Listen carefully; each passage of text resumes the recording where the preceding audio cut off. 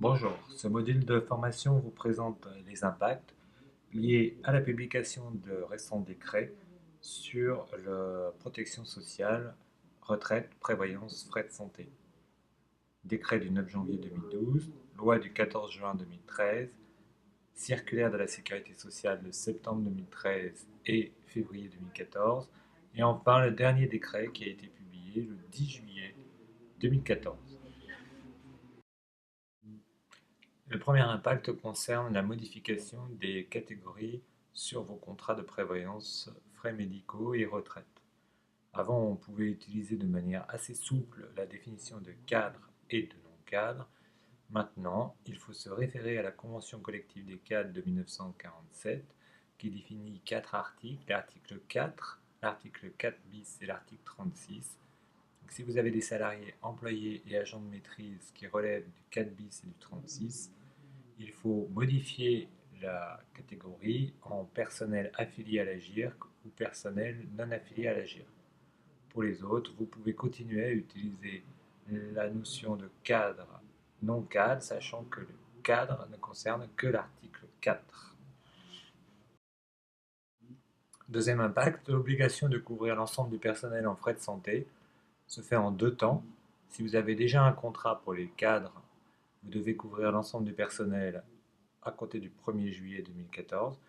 Deuxième temps, si vous n'avez aucun contrat ni pour les cadres ni pour aucune catégorie de personnel, il faudra mettre en place un contrat d'ici le 1er janvier 2016.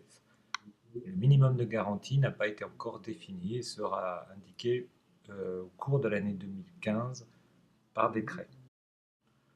Troisième impact, les refontes des cas de dispense d'adhésion en frais de santé. Grande nouveauté, c'est le cas numéro 3. Les salariés qui sont couverts par le contrat collectif de leur conjoint peuvent choisir de ne pas adhérer. De même, les CDD, de même les salariés à temps très partiel si la cotisation dépasse 10% de la rémunération brute. Dans tous les cas, une demande de dispense doit être formulée par la salariée, comportant la notion selon laquelle l'employeur l'a informé des conséquences de son choix.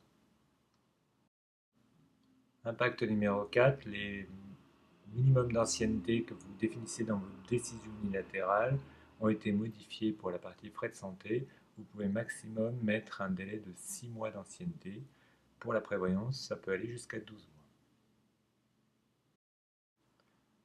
mois. Impact numéro 5, la portabilité a été également modifiée. Pour les frais médicaux, on est passé en mode mutualisation des cotisations depuis le 1er juin. Ce sera le cas pour la prévoyance à partir du 1er juin 2015. La durée de la portabilité maximum est passée à 12 mois pour les frais de santé. Restera les prévoyances qui passera également à 12 mois à compter du 1er juin 2015.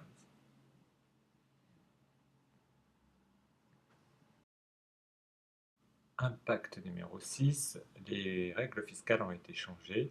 La participation patronale aux contrats frais médicaux a été réintégrée à effet rétroactif au 1er janvier 2013 dans le revenu imposable de chaque salarié. De même, les seuils d'exonération pour les autres contrats ont été diminués. Impact numéro 7, qui est à venir, il va y avoir des nouveaux critères pour définir les contrats responsables. Si le contrat n'est pas responsable, la taxe qui est prévue à l'intérieur du contrat passe de 7 à 14%. Les différents critères de contrat responsable tels qu'ils ont été indiqués dans les projets visent surtout à encadrer les remboursements sur l'optique en plaçant, ce qui est très nouveau, des maximums pour les verres, pour les montures, ainsi qu'un équipement maximum tous les 2 ans. Donc l'ensemble des contrats collectifs devront être modifiés en fonction de ces critères pour continuer à bénéficier à la fois des exonérations sociales, mais aussi du taux minoré de taxes sur les complémentaires d'assurance de 7% au lieu de 14%.